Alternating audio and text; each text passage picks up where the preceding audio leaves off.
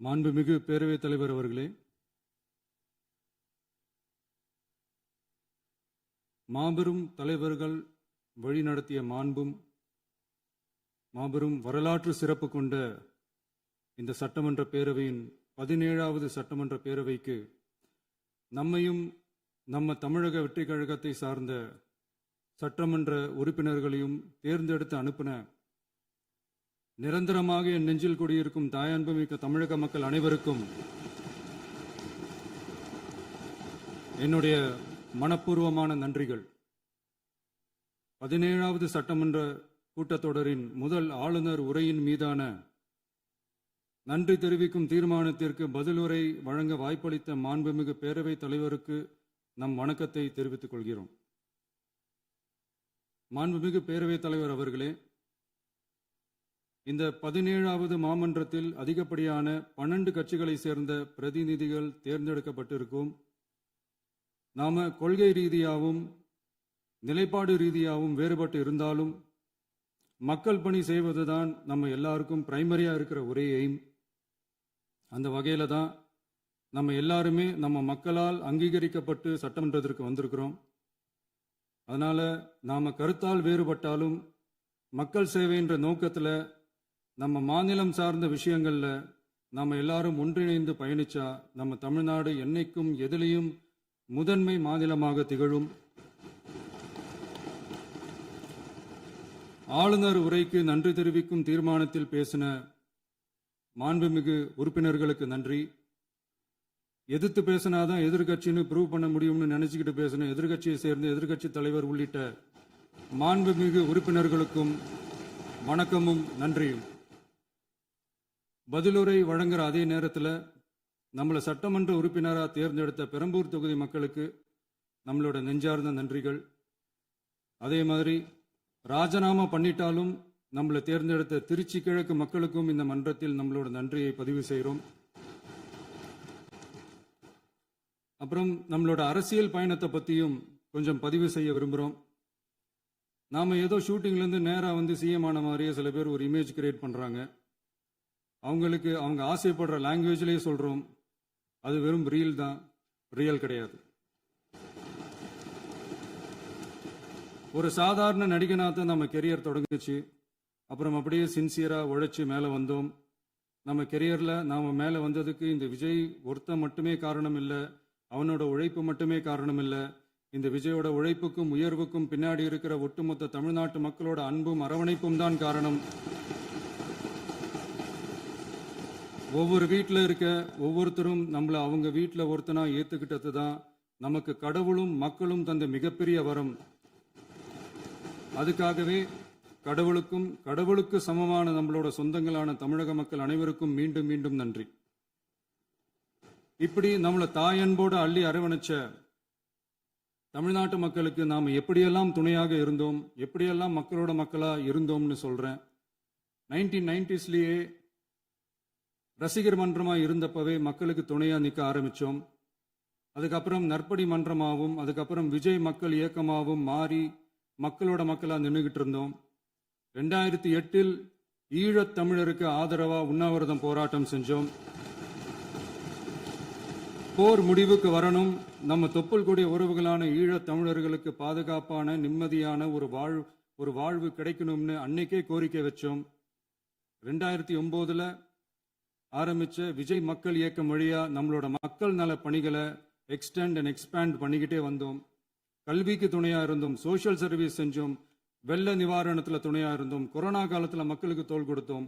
விலையில்லா விருந்தகம், குருதியகம், முட்டைப்பால் ரொட்டி திட்டம், விழியகம், பயிலகம், நூலகம், இப்படி பல வழியில மக்களுக்கு துணையா இருந்தோம். அப்புறம் நம்மளோட திரைப்படங்கள்ல நம்மளால முடிஞ்ச வரைக்கும் ஊழல் எதிர்ப்பை சொன்னோம், சமூக நீதியை சொன்னோம், கல்வியை பத்தி சொன்னோம், அரசியலை பத்தி சொன்னோம். அரசியலை பத்தி பேசுனதுனால நம்ம படங்கள் சந்திச்ச இது வரைக்கும் சந்திக்கிற பிரச்சனையை பத்தி எல்லாருக்குமே தெரிஞ்சதுதான். இது மட்டும் இல்லாம 2011ல் நாகப்பட்டினத்தில் மீனவர் பிரச்சனைகளுக்கு ஆதரவா ஒரு பெரிய பொதுக்கூட்டம் நடத்தினோம். மீனவர்கள் மீதான தாக்குதலை கண்டிச்சு பேசி அதில் நம்மளோட எதிர்ப்பை பதிவு செஞ்சோம். 2017ல் ஜல்லிக்கட்டு போராட்டத்தில் தமிழர் பண்பாட்டு உரிமைக்கான நம்மளோட ஆதரவை தெரிவித்தோம். 2018 ஸ்டெர்லைட் போராட்டம் துப்பாக்கி சூட்ல பாதிக்கப்பட்ட நம்ம சொந்தங்களை நேர்ல சந்திச்சு ஆறுதல் சொன்னோம். 2021 உள்ளாட்சி தேர்தலில் விஜய் மக்கள் இயக்க வேட்பாளர்கள் போட்டியிட்டு ஜெயிச்சாங்க. கல்வி விருது விழா நடத்தி சிறந்த மதிப்பெண் பெற்ற மாணவ மாணவிகளுக்கு ஊக்கத்தொகையும் பரிசும் கொடுத்தோம். 2024 தமிழக வெற்றி கழகத்தை ஆரம்பிச்ச உடனேயே CAA-வை எதிர்த்து அறிக்கை விட்டோம்.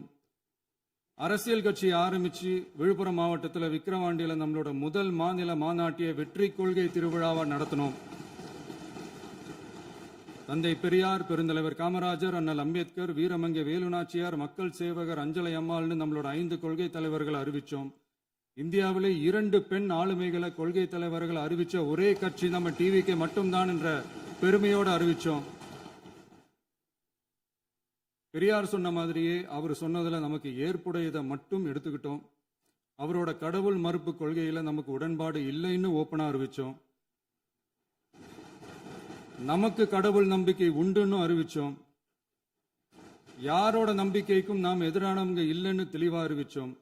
பெண் கல்வி, பெண்கள் முன்னேற்றம், சமூக சீர்திருத்தம், சமூக நீதி, இப்படி பெரியாரோட கருத்துக்களை நிறையவே ஏத்துக்கிட்டோம்னு அறிவிச்சோம். அண்ணல் அம்பேத்கரோட சம வாய்ப்பு, சமநீதி, சமத்துவத்தை ஃபாலோ பண்ணுவோம்னு அறிவிச்சோம். பெருந்தலைவர் காமராஜரோட மதச்சார்பின்மையை ஏத்துக்கிட்டதோட அவரோட நேர்மையான நிர்வாகத்தையே ஒரு கொள்கையா ஏத்துக்கிட்டோம்னு அறிவிச்சோம். வீரமங்கை வேலு நாச்சியாரோட மண் மீட்பையும் சமூக நல்லிணக்கத்தையும் பின்பற்றுவோம்னு அறிவிச்சோம். மக்கள் சேவகர் அஞ்சலை அம்மாளோட விடுதலை வேட்கையையும் மக்களோட வாழ்வாதாரத்துக்காக உறுதியாக நிற்கிறதையும் பின்பற்றுவோம்னு சொன்னோம். எல்லாருக்கும் எல்லாமும் கிடைக்கணும், எம் மதமும் நம் மதம்னு சொல்லி மதச்சார்பற்ற சமூக நீதி தான் நம்ம கொள்கைன்னு அறிவிச்சோம். நம்ம கொள்கை எதிரி யாரு, அரசியல் எதிரி யாருன்னு ஓப்பனா அறிவிச்சோம். எல்லாத்துக்கும் மேல பிறப்புக்கும் எல்லா உயிருக்கும்ன்றத நம்மளோட அடிப்படை அரசியல் கோட்பாட்டா அறிவிச்சுட்டு தான் அரசியலுக்கே வந்தோம். நம்ம மதுரை மாநாட்டில் நம்மளோட தேர்தல் அரசியல் மற்றும் ஆட்சி அதிகார அரசியல் வழிகாட்டியா அறிஞர் அண்ணாவையும் புரட்சி தலைவர் எம்ஜிஆரையும் ஏத்துக்கிட்டதா அறிவிச்சோம். அப்புறம் இன்னனையும் நாம இங்க பதிவு செஞ்சே ஆகணும். எல்லாரும் கட்சி ஆரம்பிச்சுட்டு தான் ஒவ்வொரு வீட்டுக்குள்ளேயும் போவாங்க. ஆனா நாம ஒவ்வொரு வீட்டுக்குள்ளேயும் போனதுக்கு அப்புறம் தான் கட்சியவே ஆரம்பிச்சிருக்கிறோம். ஒவ்வொரு வீட்டில் ஒவ்வொருத்தரும் நம்மள அவங்க பிள்ளையா, மகனா, அண்ணனா, தம்பியா ஏத்துக்கிட்டதும் இயல்பா நடந்துச்சு. தமிழ்நாட்டு மக்களோட மனசுக்குள்ள போறதுக்கு நாம பட்ட பாடு நமக்கு மட்டும்தான் தெரியும். இதெல்லாம் புரிஞ்சாலும் புரியாத மாதிரி இருக்கிறவங்க தான் நம்மள நடிகன் என்று சொல்லியும் நம்ம கட்சியை நடிகன் கட்சின்னு சொல்லியும் சில நக்கல், நையாண்டி இதெல்லாம் பேசுவாங்க. அதை பத்தி நமக்கு கவலை இல்லைன்னு. இப்படி நம்ம அரசியல் பயணம் ரொம்ப டிரான்ஸ்பரண்டா தான் ஆரம்பிச்சிருக்கு. இந்த 2026 தேர்தலில் கூட்டணியே இல்லாமல் தனியா நின்னோம். மக்கள் நம்மளை தெளிவா புரிஞ்சுக்கிட்டதாலையும் நம்ம டிவிகே தோழர்களோட உழைப்பாலையும் நாம 35% வாக்குகளை வாங்கினோம். 1,72,00,000 வாக்குகளோட தமிழ்நாட்டிலேயே தனி பெரும் கட்சியா வந்தோம். தமிழக மக்களாலையும் நம்மளோட ஆதரவு இயக்கங்களாலையும் இதோ இன்னைக்கு இங்க நம்ம டிவிகே ஆளும் கட்சியா உட்கார்ந்துருக்கிறோம். இந்த ஆளும் கட்சியா ஆனதும் அவ்வளவு சாதாரணமாலாம் நடந்துடல.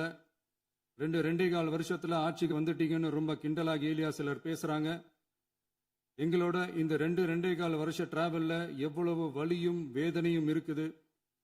நம்மளோட மக்கள் சந்திப்புக்கே அவ்வளவு இடையூறு, அவ்வளவு தடைகள், ஊர் உலகத்துல யாருக்கும் இல்லாத ஒன்னா நமக்கு மட்டுமேன்னு தனியா ஸ்பெஷலா எக்ஸ்க்ளூசிவா நிறைய நிபந்தனைகள், நெருக்கடிகள், கட்டுப்பாடுகள், நம்மளை சந்திக்க வர்ற மக்களுக்கு சரியான பாதுகாப்பு இல்லாம, நம்ம கூட்ட நிகழ்ச்சிக்கு போதுமான பாதுகாப்பு இல்லாமன்னு இன்னும் வெளியே சொல்ல முடியாத நிறைய சூழ்ச்சிகள் எல்லாத்தையும் தாண்டி தான் நாம் இந்த இடத்துக்கு வந்திருக்கிறோம். But still miles to go. நம்ம டிராவல்ல எல்லாத்துக்கும் முச்சமா நம்மளோட சொந்தங்கள், நம்மளோட உறவுகள், 41 பேர் கரூர் சம்பவத்தில் இழந்த வேதனை எல்லாம் எப்படி சொல்றதுனே தெரியல. நம்ம மனசை விட்டு என்னைக்கும் அந்த வலியும் வேதனையும் நீங்கவே நீங்காது. அதுலயும் நம்ம மேலேயே பழி போட்ட கொடுமையெல்லாம் இருக்கும் பாருங்க, அதெல்லாம் வேற லெவலுங்க. என்னத்துக்கு அப்படியெல்லாம் செஞ்சாங்கன்னு தெரியல. அரசியல்னா இப்படியெல்லாம் கொடூரமா இருக்கணுமா என்ன? சரி விடுங்க. இந்த விஜய் இவனோட மக்களுக்காக எதையும் தாங்க தயாராகிட்டான். இவ்வளவு பெயின்ஃபுல்லான நம்ம பொலிட்டிக்கல் டிராவல்ல நம்மளோட மிகப்பெரிய ஆறுதலும் பலமும் என்ன தெரியுமா? என் நெஞ்சில் குடியிருக்கும் என்னோட தமிழ்நாட்டு மக்களும் என் உயிருக்கு உயிரான என்னோட தோழர்களும் தான். அவங்களோட பலத்தால தான்.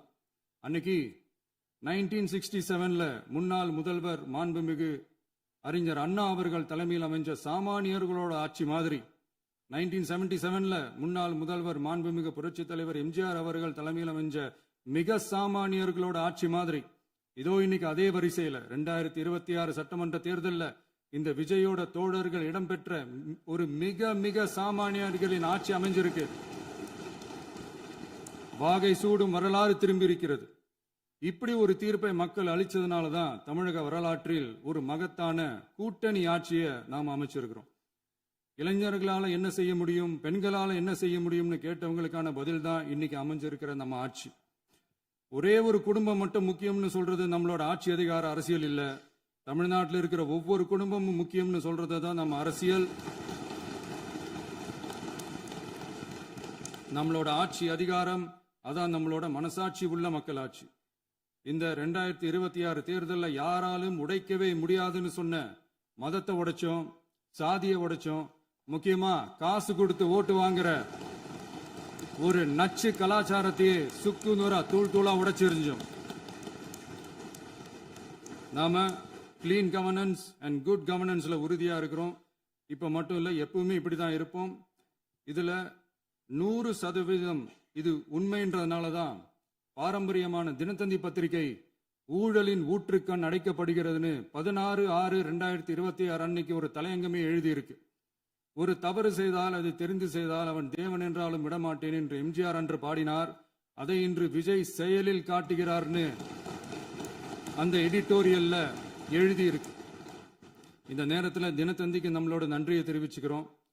அரசியலுக்கு வந்து 2 வருஷம் தான் ஆகுது. உங்களுக்கு என்ன தெரியும், உங்களால என்ன முடியும்னு கேலியா கேட்டவங்களுக்கு தினத்தந்தியோட பதிலை இப்போதைக்கு போதும்னு நினைக்கிறேன். என்னென்னமோ செய்வான்னு சொல்றானே இந்த விஜய், பல வருஷமா இருக்கிற ஒரு பதவி வெறி பிடிச்ச அரசியலை உடைச்சி எப்படி செய்வான்னு நம்ம மக்களை யோசிச்சிருவாங்க. இதோ இப்போ நம்ம மக்களுக்கு புரிஞ்சிருக்கும். இப்பவும் சொல்றோம், இது வெறும் ஆரம்பம் தாங்க. இந்த மாபெரும் சபையிலிருந்து கேட்கிற மக்களே, நமக்கு கொஞ்சம் அவகாசம் கொடுங்க. இதுக்கு முன்னாடி, அதாவது 2017 கடைசியில இருந்து 2026 ஏப்ரல் வரைக்கும் இருந்த புண்ணியவான்கள் ஆட்சியில ஒவ்வொரு டிபார்ட்மெண்ட்லயும் போட்ட ஏராளமான ஓட்டைகளை அடைச்சிக்கிட்டே படிப்படியா மக்களுக்கு நல்லதையும் செஞ்சுக்கிட்டே வருவோம். அதனாலதான் நமக்கு எதிரா யார் யாரோ சேரவே மாட்டாங்கன்னு நினைச்சவங்க எல்லாம் ஒன்னா சேர்றாங்க. நம்ம ஆட்சிக்கு டேட்டு குறிக்கிறாங்க.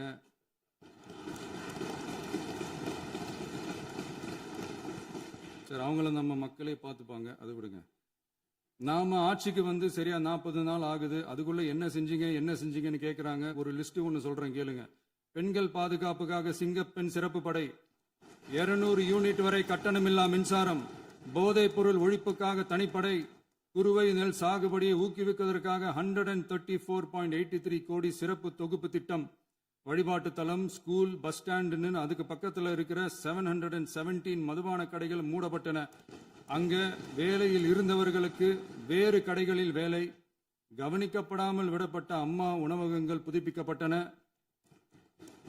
பத்திரப்பதிவு துறையில் பகல் கொள்ளைக்கு ஃபுல் ஸ்டாப் வைக்கப்பட்டுள்ளது. வருகையில்லா ஆவண பதிவு முறை கொண்டு வர உத்தேசிக்கப்பட்ட செயல்பாட்டில் உள்ளது. அரசு மற்றும் தனியார் மருத்துவமனையில் ஸ்கேன் மையங்களில் கருவுறுவதற்கு முன் மற்றும் பின் ஏற்படும் தவறுகளை கண்காணிக்கவும், மருத்துவ நிறுவனம் முறைப்படுத்தும் சட்ட விதிகள் பின்பற்றப்படுகிறதா என கண்காணிக்கவும், மருத்துவ மற்றும் ஊரக பணிகள் இயக்கத்தின் பயன்பாட்டிற்காக 40 புதிய வாகனங்கள் வழங்கப்பட்டுள்ளது. கூட்டுறவு வங்கியின் ஏழை எளிய மக்கள் வாங்கிய கடனுக்கு முதல் முத்தாய்ப்பாக ரூபாய் 2045 கோடி தள்ளுபடி வழங்கி ஆணையிடப்பட்டுள்ளது. ஒன்றிய அரசிடம் கேட்டுக்கொண்டதற்கிணங்க கடந்த 2 வருடமாக நிறுத்தி வைக்கப்பட்ட இருந்த ஜல் ஜீவன் மிஷன் திட்டம் புதுப்பிக்கப்பட்டு ஜல் ஜீவன் மிஷன் திட்டம் 2.0 நடைமுறைக்கு கொண்டு வரப்பட்டுள்ளது. 18,500 கோடி அளவில் உறுதியளிக்கப்பட்ட காஞ்சிபுரம் மாவட்டத்தில் மைய விரிவாக்க திட்டம், கோயம்புத்தூரில் மின்னணு பொருட்கள் மற்றும் மின்னணு அமைப்புகள் உற்பத்தி திட்டம், மற்றும் திருவள்ளூர் மாவட்டத்தில் காட்டுப்பள்ளி LNT கப்பல் கட்டும் தளம் விரிவாக்க திட்டத்திற்கு ஒப்பந்தங்கள் போடப்பட்டுள்ளன. அனைத்து நிர்வாக நடவடிக்கைகளும் மின்னணு முறையில் மாற்றம் கொண்டு வர நடவடிக்கை எடுக்கப்பட்டு வருகிறது. சட்டவிரோத கல்குவாரி மற்றும் அனுமதியின்றி கனிமங்களை எடுத்துச் செல்வது தடுக்கப்பட்டுள்ளது. பல்வேறு குவாரிகள் சீல் வைக்கப்பட்டுள்ளன. கனிமங்களை கண்காணிப்பது, எல்லைகளை நிர்ணயிப்பது மற்றும் ஆளில்லா விமானம் மூலம் அளவீடு செய்வது போன்றவற்றை செயல்படுத்துவதற்கான பணிகள் மேற்கொள்ளப்பட்டு வருகின்றன. அனைத்து துறைகளிலும் அலுவலர் தலையீடு இல்லாமல் லஞ்ச லாவண்யமற்ற தமிழகத்தை உருவாக்க அனைத்து நடவடிக்கைகளும் முடுக்கிவிடப்பட்டுள்ளது. இதெல்லாம் சாம்பிள் தான், இன்னும் இருக்கு. இந்த வெறும் 40 நாளுக்குள்ளேயே இவ்வளவு செஞ்சிருக்கோம்னா இனி வர்ற நாட்கள்ல கொஞ்சம் கொஞ்சமா படிப்படியா ஸ்டெடியா உழைச்சி லஞ்ச லாவண்யம் இல்லாத, ஊழல் இல்லாத, பெண்களுக்கு பாதுகாப்பான, சுதந்திரமான, டிரான்ஸ்பரண்டான தமிழ்நாட்டை நம்ம சொந்தங்களான தமிழக மக்களுக்கு தர்றது தான் நம்மளோட ஒன் அண்ட் ஒன்லி டார்கெட். கண்டிப்பா அதை நிறைவேற்றியே காட்டுவோம். 8 கோடி மக்கள் நம்மளோட இருக்கிறப்போ ஏங்க அதை செய்ய முடியாது? மாண்புமிகு பேரவைத் தலைவர் அவர்களே, தமிழ்நாட்டின் கருவூலம் எப்படி திசை மாறி உருமாறி தேய்ந்து ஓய்ந்து கிடக்கிறதுன்னு சொன்னாங்க. திசை மாறி உருமாறி தேய்ந்து ஓய்ந்துன்னு வசனம் மாதிரி ரைமிங்கா இல்லாம வளமான இலக்கியமா இதே சபையில பேசினவங்களோட திறமையான ஆட்சியில நடந்த நிதி மேலாண்மையை பத்தி வெள்ளை அறிக்கையா வெளியிட்டோம். வெள்ளை அறிக்கை வந்ததிலிருந்தே கண்ணை கட்டுதுங்க. அந்த காலத்துல தான் பிள்ளையோ பிள்ளை தொல்லையோ தொல்லைன்னு சொன்னாங்க. அதே மாதிரி தாங்க அவங்க ஆட்சியாலையும் அவங்களாலையும் இன்னைக்கு தமிழ்நாட்டுக்கே தொல்லையோ தொல்லை. இப்படி ஒரு நிலைமையை உண்டாக்கி வச்சுட்டு இவங்க சொல்றாங்க நமக்கு ஆட்சி செய்ய தெரியாதுன்னு. நம்ம அமைச்சர்களுக்கும் நம்ம சட்டமன்ற உறுப்பினர்களுக்கும் ஒன்னும் தெரியாதுன்னு. ஆமாங்க, எங்களுக்கு தெரியாதுதான். எங்க சட்டமன்ற உறுப்பினர்களுக்கும் அமைச்சர்களுக்கும் மக்கள் பணி செய்ய தெரிஞ்ச அளவுக்கு மக்கள் பணத்தை சுருட்ட தெரியாதுதான்.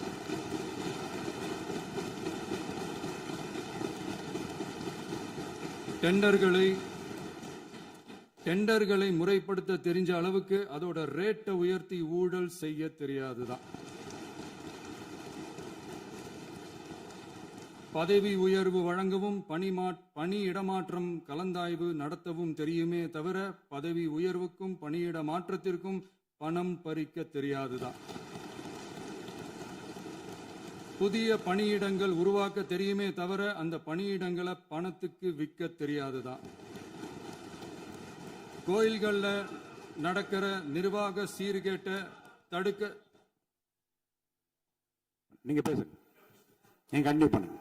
கோயில்கள்ல நடக்கிற நிர்வாக சீர்கேட்டை தடுக்க தெரியுமே தவிர கோயில் பணத்தை கொள்ளையடிக்க தெரியாதுதான். தங்கத்தை உருக்கி தாரை வார்க்க தெரியாதுதான். கனிம வளத்தை பாதுகாக்க தெரிஞ்ச அளவுக்கு கனிமத்தை வித்து கொள்ளையடிக்க தெரியாதுதான். அரசு வருமானத்தை அரசு கஜானாவுக்கு மாத்த தெரிஞ்ச அளவுக்கு அந்த பணத்தை தனிப்பட்ட கஜானாவுக்கு மடை மாத்த தெரியாதுதான். போதை கலாச்சாரத்தை தடுக்க தெரிஞ்சவங்களுக்கு போதை கலாச்சாரத்தை வளர்க்க தெரியாதுதான். நம்ம குடும்பத்தில் இருக்கிற பாட்டி, அம்மா, அக்கா, தங்கச்சி, குழந்தைங்களை, பெண்களை மதிக்க தெரிஞ்சவங்களுக்கு ஓசி பஸ், 1000 ரூபாய் கேஸ், இப்படியெல்லாம் பேச தெரியாதுதான். எங்க உறுப்பினர்களுக்கும் அமைச்சர்களுக்கும் மக்கள் சேவை தெரிந்த அளவிற்கு சுயநல தேவையை செஞ்சிக்க தெரியாதுதான். அதனாலதான் சொல்றோம், எங்களை பார்த்து எதுவும் தெரியாதுன்னு சொல்றவங்களுக்கு சொல்றோம், இதெல்லாம் எங்களுக்கு தெரியாதுதான். உங்களை மாதிரி முறைகேடுகளை செய்யறத நாங்க தெரிஞ்சுக்கவும் போறதில்ல, தெரிஞ்சுக்கவும் ஆசைப்படல. அத கடைசி வரைக்கும் எங்களுக்கு தெரியாமலே இருந்துட்டு போகட்டும். அதனால நாங்களும் எங்க மக்களும் வெரி வெரி ஹாப்பி தான். மாண்புமிகு பேரவைத் தலைவர் அவர்களே, எதிர்ப்பவர்கள் எதிர்க்கட்சி என்பதற்காக எங்கள் ஆட்சி மீது 1000 பழி போடலாம். ஆனாலும் தமிழக மக்களுக்கு உண்மையை உணர்த்த வேண்டியது நம்மளோட கடமை. மின்வெட்டை பொறுத்தவரை தமிழ்நாடு மின்மிகை மாநிலமாக இருந்தாலும் கடந்த காலங்களில் ஏற்பட்ட நிர்வாக குளறுபடிகளும் மின்சார சாதனங்கள் மற்றும் மின் மாற்றிகளில் ஏற்படும் பழுதாலும் வேண்டுமென்றே சிலரின் நடவடிக்கைகளாலும் இந்த மின்வெட்டிற்கு காரணமாக உள்ளது. மின் விநியோக மீட்பு நடவடிக்கைகளை ஒருங்கிணைப்பதற்காக எதிர்பாராமல் இரவு நேரங்களில் ஏற்படும் மின் தடங்களை விரைந்து சரி செய்வதில் 10 உயர்மட்ட கண்காணிப்பு குழுக்கள் மற்றும் 125 சிறப்பு மின் தடை நீக்க ரோந்து வாகனங்கள் வழங்கப்பட்டு 24 மணி நேரமும் கண்காணிக்கப்படுகிறது. கூடுதலாக தற்போது 77 புதிய மின் தடை நீக்க மையங்களும் உருவாக்கப்பட்டுள்ளன. விரைவில் இந்த மின்வெட்டு நிலைமை அறவே நீக்கப்படும். மாண்புமிகு பேரவைத் தலைவர் அவர்களே, நம்ம விவசாயிகள் எல்லாரும் நம்மளை நல்லா புரிஞ்சுக்கிட்டு தமிழக வெற்றி கழகத்தை ஏத்துக்கிட்டாலும் எதிர்க்கட்சிகளோட தூண்டுதலால சில இடங்கள்ல சில போராட்டங்கள் நடக்குது. எதிர்க்கட்சிகள் என்னதான் சித்து வேலை செஞ்சாலும் விவசாய பெருமக்கள் எல்லாரும் நம்ம ஆட்சி அவங்களுக்கான ஆட்சி தான் நல்லா புரிஞ்சுதான் வச்சிருக்கிறாங்க. இந்த வருஷம் எல் நினோ விளைவா எப்பவும் இருக்கிறத விட இந்த டைம் மழை குறையுங்கிறதையும் நம்ம விவசாயிகள் உணர்ந்துதான் இருப்பாங்க. இருந்தாலும் நம்ம அரசு நம்ம விவசாயிகளோட வாழ்வாதாரத்துக்காக பக்கபலமாகவும் உறுதியாகவும் துணை நிற்கும்ங்கிறத தெரிவிச்சுக்கிறோம். நம்ம தமிழகத்தில் ஏற்கனவே நடந்த அதி அற்புதமான சூப்பரான நிர்வாக திறன் கொண்ட 50 வருஷ அரசியல் அனுபவம் கொண்ட 2.0, 3.0, 4.0 பல 0.0 மாடல் ஆட்சி நடத்த கனவு கண்டவங்களோட அட்டகாசமான ஆட்சிக்காரங்க பல்வேறு விதமான நிதி நெருக்கடியை நம்ம மக்களுக்கும் நமக்கும் பரிசா கொடுத்துட்டு போய் இருந்தாலும் கூட்டுறவு வங்கிகளின் மூலம் 75,000 வரை பயிர்கடன் பெற்று குறு சிறு இதர பெரு விவசாயிகளுக்கு 100% முழுமையான பயிர்கடன் தள்ளுபடியும் 75,000க்கு மேல் கடன் பெற்றவர்களுக்கு குறைந்தபட்சமாக 35,000 பண பயன் கிடைக்கும் அளவிற்கு மொத்தம் 14,43,504 விவசாயிகளுக்கு ரூபாய் 5,932.23 கோடி பயிர்கடன் தள்ளுபடி வழங்கப்பட்டுள்ளது. மாண்புமிகு பேரவைத் தலைவர் அவர்களே, நாம ஒன்றியத்தில் கூட்டுறவு கூட்டாட்சி, மாநிலத்தில் சுயாட்சி என்ற கொள்கையை கொண்டவங்க தான் ஏற்கனவே அறிவிச்சிருக்கிறோம். தற்போதைய ஒன்றிய அரசு சார்ந்த கட்சியுடன் அரசியலில் கொள்கை அளவில் நேர் எதிராக நிற்கிறவங்க தான் நாம. அதே சமயத்தில் எதுக்கெடுத்தாலும் கண்ணை மூடிக்கிட்டு ஒன்றிய அரசோட மோதல் போக்கை விரும்புறவங்க நாம இல்ல. நமக்கு எப்பவுமே தமிழகத்தின் வளர்ச்சி மட்டும்தான் முக்கியம். அதுக்காக நம்மளோட அரசியல் ரீதியான கொள்கைகளையோ மாநில உரிமைகளையோ கொஞ்சம் கூட விட்டு கொடுக்கவே மாட்டோம். அதுல ரொம்ப தெளிவாகவும் உறுதியாகவும் இருக்கிறோம். இனியும் இப்படித்தான் இருப்போம். அதுல ஒருபோதும் மாற்றமே இருக்காது. அதனால இதுல யாரு திசை திருப்ப வேலையில் ஈடுபட்டாலும் அவங்க எல்லாரும் மக்கள் மத்தியில் தோற்பது உறுதி. எனவே நம்ம மக்களுக்கோ சிறுபான்மை சகோதரர்களுக்கோ நம்ம ஆதரவு இயக்கங்களுக்கோ எந்தவித சந்தேகமும் வேண்டாம். நாம் யாரோட டீமும் இல்ல. நாம எப்பவுமே பியூரான பீப்புள்ஸ் டீம்.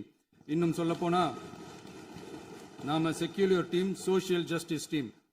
மாண்புமிகு பேரவைத் தலைவர் அவர்களே, அரசு விழாக்கள், கல்வி நிறுவனங்கள் மற்றும் பல அதிகாரப்பூர்வ நிகழ்ச்சிகளோட தொடக்கத்தில் நம்ம தமிழ்தாய் வாழ்த்த பாடுறது தான் வழக்கமா இருக்கு.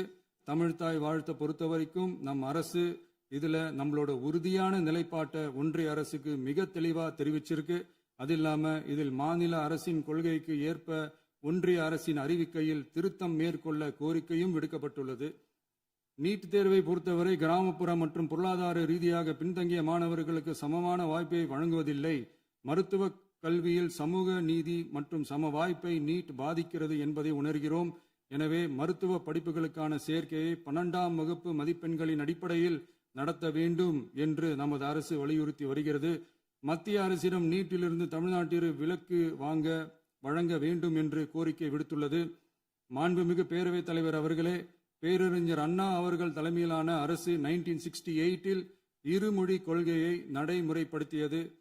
தமிழ் ஆட்சி மொழி, தமிழ் மொழியை பாதுகாப்பது, மாணவர்களுக்கு ஆங்கிலத்தின் மூலம் உலக அளவிலான வாய்ப்புகளை வழங்குவது, எந்த ஒரு மொழியையும் கட்டாயமாக திணிப்பதை தவிர்ப்பது மற்றும் எதிர்ப்பது, நிலத்தின் மொழி மற்றும் பண்பாட்டு அடையாளத்தை பேணுவது என்பதை நம் தமிழக வெற்றிக் கழக ஆட்சி ஏற்றுக்கொண்டுள்ளது.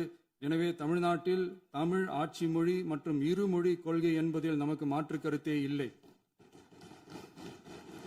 மாண்புமிகு பேரவைத் தலைவர் அவர்களே, கடந்த 11/6/2026 அன்று நடந்த நிதி ஆயோக் கூட்டத்தில் தமிழ்நாடு அரசின் சார்பாக கலந்து கொண்டு வறுமையற்ற தமிழ்நாடு இயக்கம் உருவாக்க தேவையான நிதியையும், தமிழ்நாட்டுக்கு 2 எய்ம்ஸ் மருத்துவமனைகளை தருமாறும், மருத்துவம் மற்றும் பல் மருத்துவ படிப்பிற்கு 12ஆம் வகுப்பு மதிப்பெண் அடிப்படையில் இடங்களை நிரப்புதல் குறித்தும், செயற்கை நுண்ணறிவு தொடக்க நிறுவன வளர்ப்பு மையங்கள் தமிழ்நாட்டில் அமைக்கவும், இளைஞர் திறன் மற்றும் வேலைவாய்ப்பு இயக்கம் செயல்படுத்த வேண்டியும், பெண்கள் தலைமையிலான வளர்ச்சி குறித்தும், மீனவ சமுதாயங்களின் வாழ்வாதாரம் மற்றும் மீன்பிடி படகுகள் மற்றும் மீனவர்களை விடுவித்தல் குறித்து நிரந்தர நடவடிக்கை எடுக்க வேண்டியும், காலநிலை தாங்கும் தன்மை பெருந்திட்டம் 2045 கீழ் விண்வெளி உற்பத்தி மையத்தை தேசிய விண்வெளி உற்பத்தி மையமாக அறிவிக்க கோரியும், தமிழ்நாட்டில் சாலை போக்குவரத்து, நெடுஞ்சாலை மற்றும் ரயில்வே அமைச்சகத்தின் மேம்பாட்டு குறித்தும், அனைத்து கிராமங்களையும் டிஜிட்டல் இணைப்பு வசதி ஏற்படுத்துதல் குறித்தும், கூட்டு குடிநீர் திட்டம் தொடரவும்,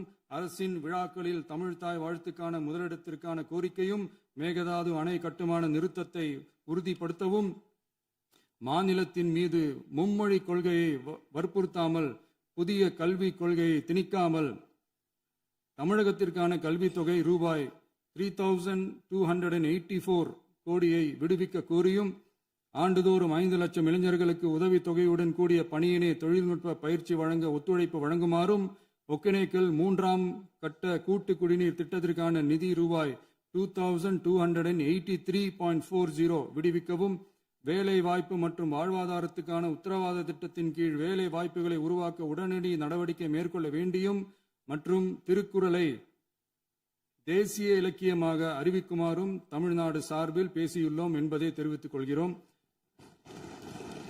மாண்புமிகு பேரவைத் தலைவர் அவர்களே, அண்டை மாநிலங்களுடனான நட்புறவு ஒரு மாநிலத்தின் வளர்ச்சிக்கும் நாட்டின் ஒற்றுமைக்கும் மிகவும் அவசியமானது. தமிழ்நாடு தனது அண்டை மாநிலங்களுடன் நதி நீர் பங்கீடு, பொருளாதாரம், கல்வி, கலாச்சாரம் மற்றும் போக்குவரத்து துறைகளில் நல்லுறவை பேணி வருகிறது. பரஸ்பர மரியாதை, ஒத்துழைப்பு மற்றும் கூட்டாட்சி தத்துவத்தின் அடிப்படையில் அண்டை மாநிலங்களுடனான நட்புறவை வலுப்படுத்தவும் நமது ஆட்சியில் காக்கப்படுகிறது. மாண்புமிகு பேரவைத் தலைவர் அவர்களே, சட்டம் ஒழுங்கை பற்றி பேச்சு வந்தது. சட்டம் ஒழுங்கு சரியா இருக்கணும் அப்படின்றதுல எங்களுக்கு மாற்று கருத்தே கிடையாது. கண்டிப்பா லா அண்ட் ஆர்டர் கரெக்டா இருக்கணும், கரெக்டா இருக்கும், இருக்க வைப்போம். அதே மாதிரி பெண்கள் பாதிக்கப்படுறதையும் இங்க யாராலையும் சகிச்சிக்கவே முடியாது. அதுக்கான கடுமையான நடவடிக்கைகள் நம்ம அரசு எடுத்துக்கிட்டு இருக்கிறோம். இந்த சிங்கப்பெண் சிறப்பு அதிரடி படை கூட அதுக்கான ஒரு ஃபர்ஸ்ட் ஸ்டெப் தான். அதே மாதிரி இந்த போதைப் பொருள் நடமாட்டம், அதை கண்ட்ரோல் பண்றதுக்கும் நம்ம அரசு கடுமையான நடவடிக்கைகள் எடுத்துக்கிட்டு இருக்கிறோம். அதையும் கண்டினியூ பண்ணி எடுப்போம். மாண்புமிகு பேரவைத் தலைவர் அவர்களே, இப்ப நான் சொன்ன இந்த பிரச்சனைகள்லாம் 2026 போன மாசம் மே மாசம் 10ஆம் தேதி புதுசா வந்துடல. இதெல்லாம் பல வருஷமா இருக்கிற பிரச்சனைகள் தான், பல வருஷமா கண்டுக்காம விட்ட பிரச்சனைகள் தான். இன்னைக்கு எதிர்கட்சிக்காரங்க அதை பத்தி கேட்கும் போது எனக்கு அது அக்கறையா தெரியல, அவதூறு அரசியலா தான் தெரியுது, பழி போடுற அரசியலா தான் தெரியுது. இப்படி அவதூறு பழி போடுறவங்களை பார்த்து ஒன்னே ஒன்று தான் கேட்கணும்னு தோணுது. கடந்த 9-10 மாசமா நம்ம ஸ்டேட்ல சட்டம் ஒழுங்கு டிஜிபியே இல்லை. சட்டம் ஒழுங்கு டிஜிபியை போடுங்கன்னு சொல்லி எல்லாம் ஓஞ்சி போயிட்டோம்.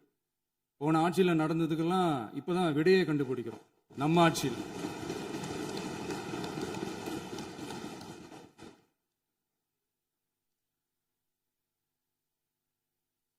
இந்த போதைப் பொருள் நடமாட்டம்லாம் தாறுமாற அப்படியே பரவி கொட்டி கிடக்குது. இதெல்லாம் இனிஷியல் ஸ்டேஜ்லயே யார் கண்ட்ரோல் பண்ணியிருக்கணும்?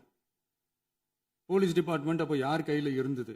இத்தனை கேள்வி நம்மளை பார்த்து கேட்கறாங்களே, ஒரே ஒரு கேள்வி தான் நான் கேட்கணும்னு தோணுது. போலீஸ் டிபார்ட்மெண்ட்டை கையில் வச்சுக்கிட்டே பிகினிங்லேயே இனிஷியல் ஸ்டேஜ்லேயே இந்த போதைப் பொருள் நடமாட்டத்தை ஏன் கண்ட்ரோல் பண்ணல? மனசாட்சி உள்ளவங்க இந்த பிரச்சனையெல்லாம் ஏன் நடக்குதுன்றது அவங்களுக்கே நல்லா தெரியும். இன்னைக்கு சட்டம் ஒழுங்கை பத்தி கேள்வி கேட்கக்கூடாதா அப்படின்னா தாராளமாக கேட்கலாம். இது ஜனநாயக அரசு, மன்னராட்சிலாம் கிடையாது, மனசாட்சி உள்ள மக்களாட்சி. அதனால கேள்வி கேட்கலாம், எல்லாருக்கும் எல்லா உரிமையும் உண்டு. விமர்சனம் செய்யலாம், எல்லாருக்கும் எல்லா உரிமையும் உண்டு. ஆனால் நம்ம ஆட்சியில் என்ன நடவடிக்கைகள் எடுத்திருக்கோன்றது தெரிஞ்சுக்கிட்டு அதுக்கேற்ற மாதிரி ஒரு நடுநிலையாக பேசுனீங்கன்னா கொஞ்சம் நல்லா இருக்கும். சட்டம் ஒழுங்கை பற்றி யாருக்கு என்ன யோசனை இருந்தாலும், மக்கள் நலனுக்காக யாருக்கு என்ன யோசனை இருந்தாலும் அதை தாராளமாக சொல்லலாம். நம்ம அரசு அது காது கொடுத்து கேட்கும். ஆனால் நம்ம அரசினுடைய நிர்வாகத்திறன் அதை பற்றி பேசுறவங்களுக்கு இந்த ஊரடிச்சு உலையில போட்டு ஊழல் மேல ஊழலா செஞ்சுக்கிட்டு அதுல இருந்து தப்பிக்கிறதுக்கு பேர் தான் நிர்வாகத்திறன் அப்படின்னு சொன்னா, அப்படிப்பட்ட ஒரு ஊழல் செய்யற நிர்வாகத்திறனை நம்ம அரசு ஒரு நாளும் செய்யாது. பொட்டி பெட்டியா பணத்தை வச்சுக்கிட்டு, பெட்டியை வச்சு எல்லாம் செஞ்சுக்கிட்டு, போதைப் பொருள் பாதுகாவல் கழக மாடல் அரசாங்கம் செஞ்ச ஒவ்வொரு ஊழலா வெளியில வந்துகிட்டு இருக்கு. டாஸ்மாக்ல அது என்னப்பா அது பேரு, பார்ட்டி ஃபண்ட், கட்சி நிதி அப்படின்ற பேர்ல அடிச்ச கொள்ளையெல்லாம் ஒண்ணு ஒண்ணா இப்போ கவர்மெண்டோட கஜானாவுக்குள்ள கொண்டு சேர்த்துக்கிட்டே இருக்கிறோம். உட்காருங்க. மாண்புமிகு முதல்வர்கள் பதில் உரைக்கு பிறகு முதல்வர் பதிலுக்கு பிறகு நேரம் தரேன். அப்ப பேசட்டும், அவங்க பேசட்டும், அவங்கள பேச அனுமதி. உட்காருங்க, உட்காருங்க.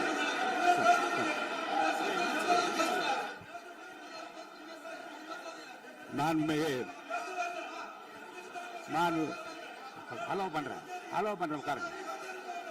மாண்பு உறுப்பினர்கள் நீங்க இங்க உட்காருங்க, அமைதியா உட்காரு. நீங்க எல்லாம் உட்காருங்க. உட்காருங்க. இப்போது மாண்பு முதலமைச்சர் அவர்கள் பேசலாம்.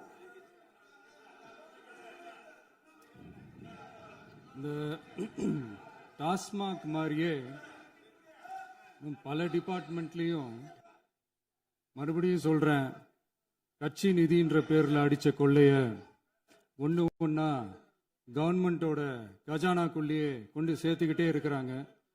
இப்பவும் சொல்றேன், மக்கள் பணத்துல இருந்து ஒரு பைசா கூட தொடமாட்டோம், தொடவும் விடமாட்டோம், தொட்டா விடமாட்டோம், இதுக்கு முன்னாடி தொட்டவங்களையும் விடமாட்டோம்.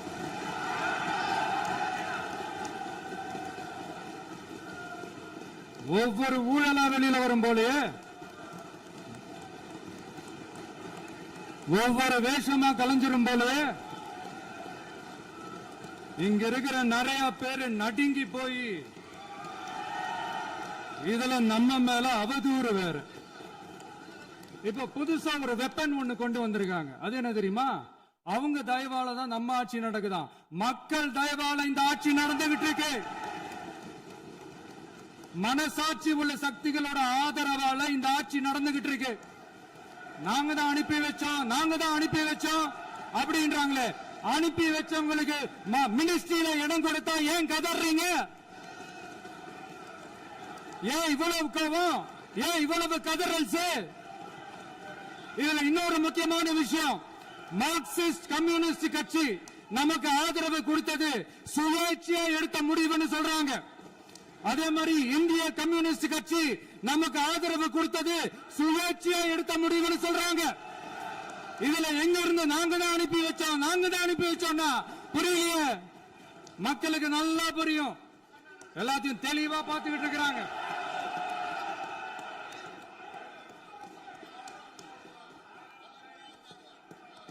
முதலமைச்சர் கண்டினியூ பண்ணலாம். மாண்பு முதலமைச்சர்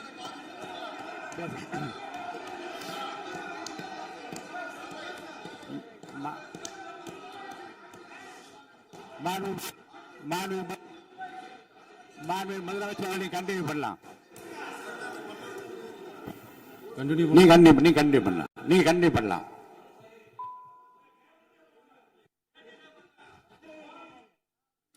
இந்த சமூக நீதி அரசுன்னு சொல்றவங்களை பார்த்து கேட்கிறேன், நம்ம பட்டியலின சகோதரர்களுக்கு எத்தனை அமைச்சர் பதவி கொடுத்தீங்கன்னு கொஞ்சம் சொல்ல முடியுமா? ஆனா நம்மளுடைய அரசுல 8 அமைச்சர் பதவிகள் யாருக்கு? நம்ம பட்டியலின சகோதரர்களுக்கு.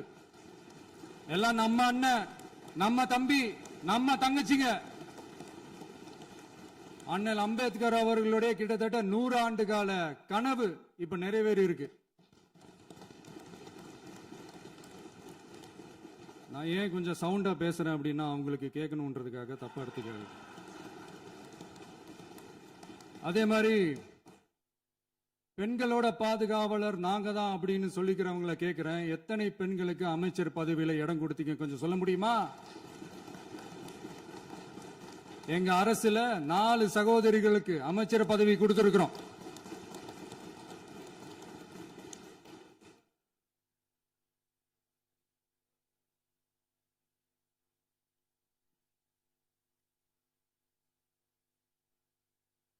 அதனால மக்களால் நிராகரிக்கப்பட்டு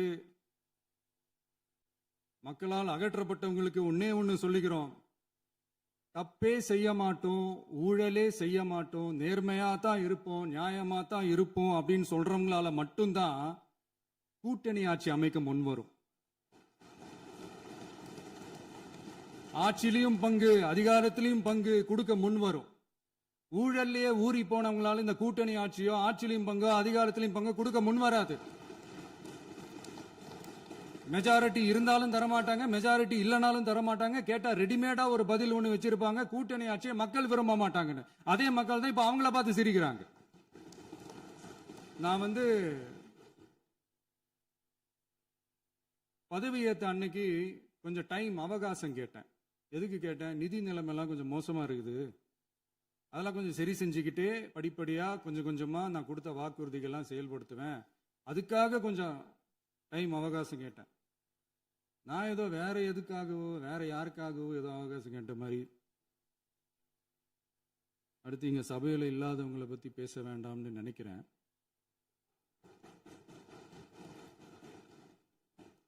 இங்க நம்மளை பத்தி அவதூறு பரப்புறதோட மட்டும் இல்லாம இப்ப நம்ம மக்கள் மேலேயும் அவதூறு பரப்ப ஆரம்பிச்சிட்டாங்க.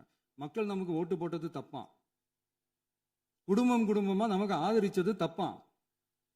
இது இப்ப இல்ல, நான் சொல்றது எம்ஜிஆர் அவர்கள் காலத்திலிருந்தே. அப்பவே அவர் ஜெயிச்சப்போ அதே மக்களை தப்பு தப்பா பேசுறது. மக்கள் என்ன பண்ணிட்டாங்க, எம்ஜிஆர் என்ன பண்ணிட்டாரு, எம்ஜிஆர் என்ன இது பண்ணிட்டாரு. 50 வருஷமா ஒரே டெக்னிக்கா.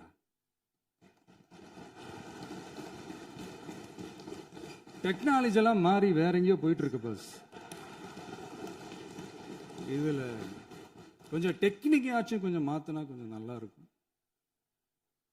அதனால மக்களுக்கு யூஸ்ஃபுல்லா இருக்கிற மாதிரி இந்த ஆக்கப்பூர்வமான கருத்துக்களோ ஆக்கப்பூர்வமான யோசனைகளோ இருந்தா சொல்லுங்க, அதை நாங்க டெஃபரெண்டா எடுத்துக்கிறோம். ஆனா அதை விட்டுட்டு இந்த நக்கல் நையாண்டி சம்பந்தம் இல்லாத பேச்சு இதெல்லாம் பேசிட்டு அப்புறம் முதல்வர் பதில் சொல்லல, முதல்வருக்கு பதில் சொல்ல தெரியல அப்படின்னா அப்புறம் என்ன சோஃபா மாடல் ஆட்சியா? அது என்னன்னு புரியறதுக்கு எனக்கு ரொம்ப நாள் ஆச்சு. இந்த sofa set, table chair, teapoy, furniture பிசினஸ்லாம் வேற எங்க வெளியில போய் பண்ண சொல்லுங்க. அப்படி அந்த பிசினஸ் தான் பண்ணணும்னா நிறைய பிசினஸ் பண்ற மாதிரி வெளியில போய் பண்ண சொல்லுங்க, இங்க சட்டசபைக்குள்ள வேணாம். அதனால ஆக்கப்பூர்வமான கருத்துக்கள் இருந்தா சொல்லுங்க, டெஃபினட்டா அது சரியா இருந்தா நாங்க ஏத்துக்கிறோம். எனக்கு ஒரு குட்டி கதை ஒண்ணு ஞாபகம் வருது, சொல்லாமா?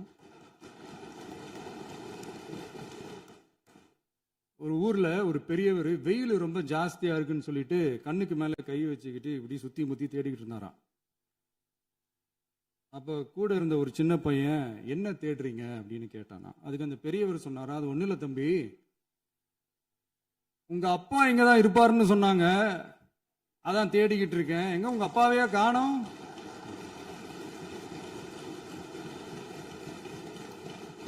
இல்ல அந்த எங்களுக்கும் நக்கலா நையாண்டியா சம்பந்தம் இல்லாத குட்டி கதை இதெல்லாம் எங்களுக்கும் பேச தெரியும். அந்த கதையில பெரியவர் அப்படி சொன்னாராம், தப்பா எடுத்துக்காதீங்க. அந்த கதையில பெரியவர் அப்படி கேட்டாராம். அதனால யாரும் இங்க டென்ஷன் ஆக வேணாம். அதனால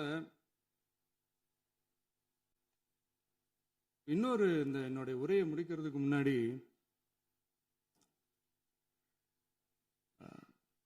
போயிட்டாங்க, பேசலாமா? நிறைய உங்க கருத்துக்களை நீங்க முழுமையாக மன நிறைவோடு பேசலாம்.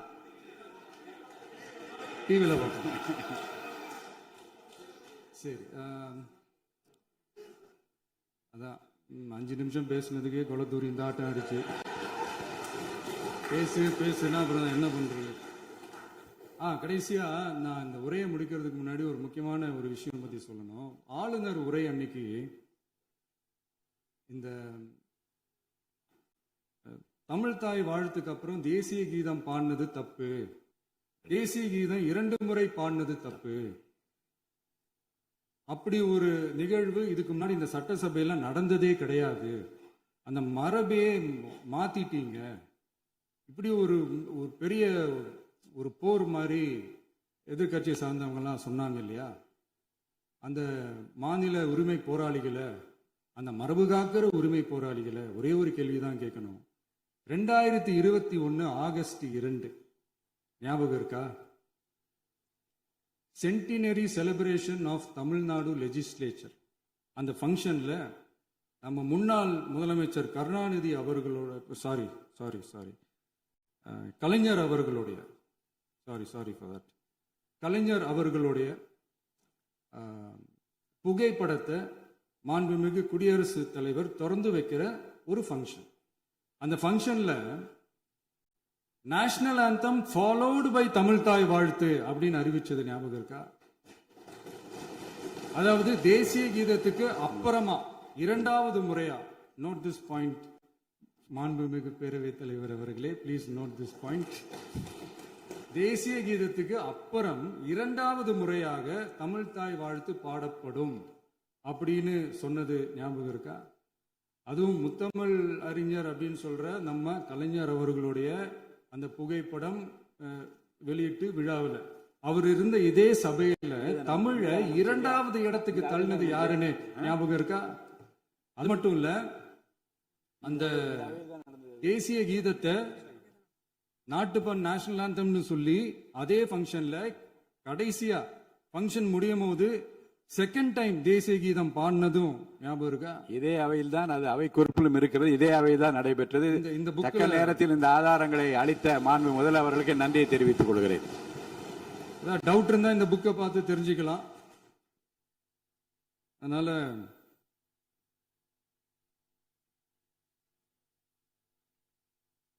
இதெல்லாம் கேட்டா என்ன சொல்லுவாங்கன்னா, அது ஜனாதிபதி கலந்துகிட்ட ஃபங்க்ஷன், அதெல்லாம் அப்படிதான், அதெல்லாம் கண்டுக்க கூடாது அப்படின்னு சொல்லுவாங்க.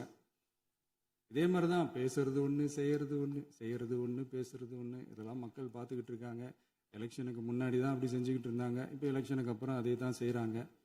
இந்த விஜயையும் சாமானியர்களின் உண்மையான சமூக நீதி அரசையும் அவமானப்படுத்துறதுக்கு தான் அவங்களோட அந்த பொலிட்டிக்கல் சீனியாரிட்டி அது பயன்படுத்துது போல.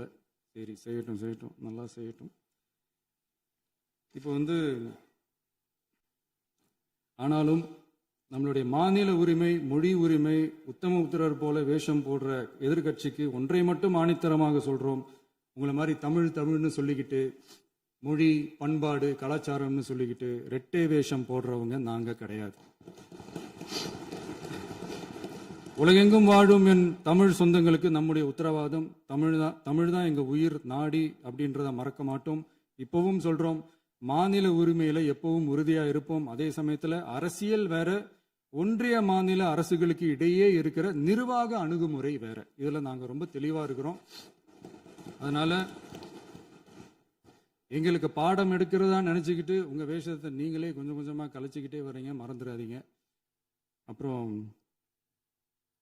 நேத்து எதிர்கட்சி தலைவர், மாண்புமிகு எதிர்கட்சி தலைவர் பேசும்போது நிறைய பேசினாங்க. அதுல ஒண்ணு மட்டும் அரசு சொல்றதா நினைச்சுக்கிட்டு நம்மளை இன்டைரக்டா ஈவில் அப்படின்ற அந்த வார்த்தையை யூஸ் பண்ணாங்க.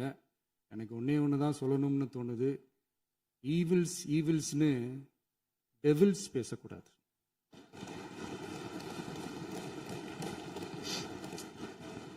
அவங்க இருந்திருந்தா ஒரு ஆக்ஷன் பண்ணணும்னு எனக்கு தோணுச்சு. எல்லாரும் போயிட்டாங்க. பர்மிஷன் பண்ணலாமா? இப்பவும் பண்ணலாம், ஒன்றும் தப்பு இல்லை. சொல்லட்டுமா?